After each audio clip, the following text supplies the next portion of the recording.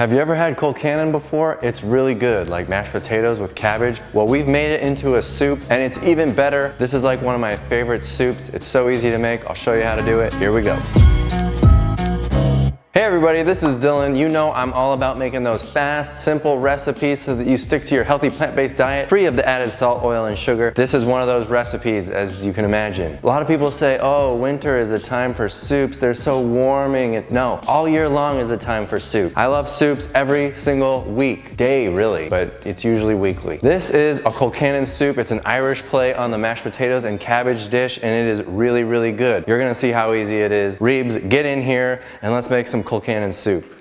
Just like always, all the ingredients for this recipe are down below. Click the link, go to the blog, check out the recipe, and get making this thing tonight. We are gonna start with some chopping, and it's going right into the pot. I've got this beautiful Dutch oven. I love Dutch ovens on the stove. They get all consistently hot. So we're gonna throw everything in. I haven't preheated it or anything, as you can see, and I don't care about that. But let's get to it. I'm gonna start with a few stalks of celery. Just chop them up. I'm gonna slice vertically and make some lengths here, and then we'll just turn it and chop it and dice it up and throw it in. The onions, same thing, just dice that onion, you know what to do. And the carrots, I'm gonna make them about the same size as the celery. I don't even bother peeling my carrots, just chop them up, no big deal. Next up, I've got a big monster fennel bulb. I'm only gonna use half of this. This is really too big. This ingredient is optional. If you don't wanna use it, you don't have to, but it really makes the soup tasty. We're even gonna add some ground fennel when we're on the stove to flavor up the soup. So fennel is a pretty core ingredient of this soup. I'm just going to take off this nub, the root here, like that, and then I'll cut this in half and we'll just set that aside. We're just gonna take pieces of this and get it so that it's relatively bite-sized like the other veggies that we've cut. It has such a unique smell. Yeah, it's got a licoricey smell, but I promise once you get to cooking this, just like roasted fennel, which is so good with some gravy on top, but it's got a much more subtle flavor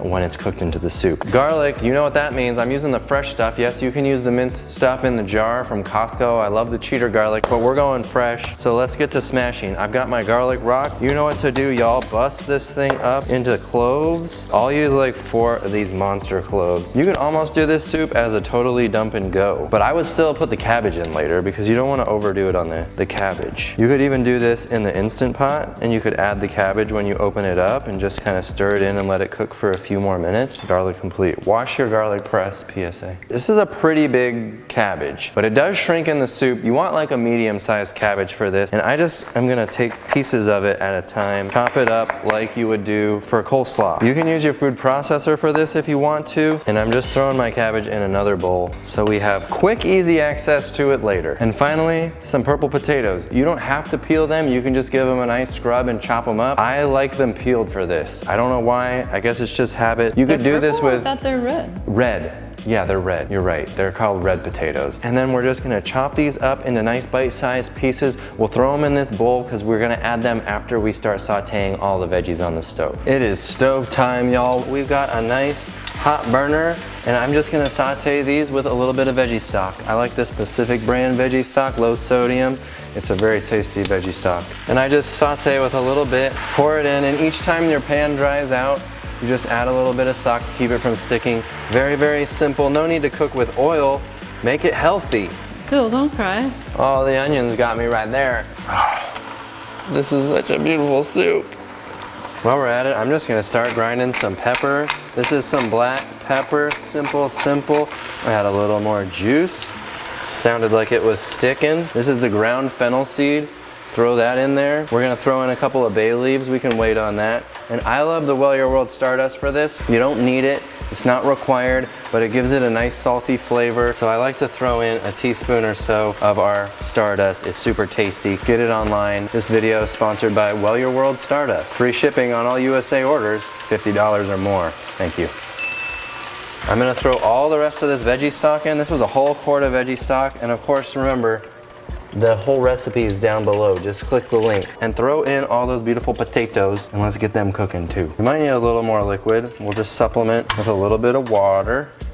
But we don't need too much. Oh, we gotta get these bay leaves in. Throw in those bay leaves. We are up to a simmer, and I'm just gonna turn my heat down to like a medium to keep the bubbles going. And as you can see, I just have enough liquid to just meet the top of the potatoes. I forgot that in most of my creamy soups, I like to add a little bit of Nooch, our Well Your World non-fortified nutritional yeast. You can use any nutritional yeast, so try it out. You don't have to, it's optional, but I love it. Our soup has been simmering for about 5 minutes. I got it on a pretty rolling simmer, and I'm just gonna start throwing a few handfuls at a time of this cabbage in. And you might wanna crank the heat again because this is gonna cool your soup down a little bit. And it's gonna start to break down and give off lots of juices. It's easier to add liquid than it is to take it away, so don't add too much liquid too soon. Okay, y'all, I'm doing it. I'm gonna add a little bit more veggie stock. Once you've got everything in the pot and you've got just enough liquid so that everything's sort of at the water line there, cover it up, put it on sort of medium low, keep the simmer going, and cook it for like 20 minutes. There's one last secret ingredient to make this nice and creamy. It's optional. You could use some soy milk in here to give it a creaminess, but I'm gonna make a little cashew cream. I've got a half a cup of raw cashews that I've been soaking in a half a cup of water. Throw them into this little bullet blender,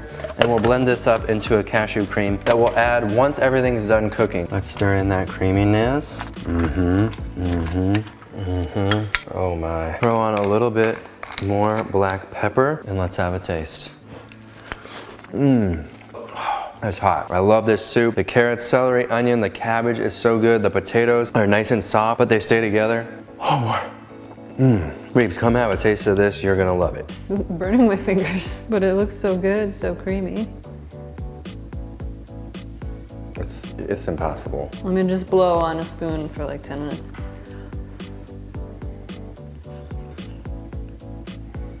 It's probably a great soup. Maybe it's good. It's not even hot anymore. What's the big deal? It's still very hot. Oh, it's so good. There you have it, y'all. Reeves approved. It's a little too hot for her, but I already know she loves this recipe, and I love it too. Make it today and check out these other videos just like it. Super simple plant-based recipes, and we'll see you on the next one. Thanks for watching. Bye.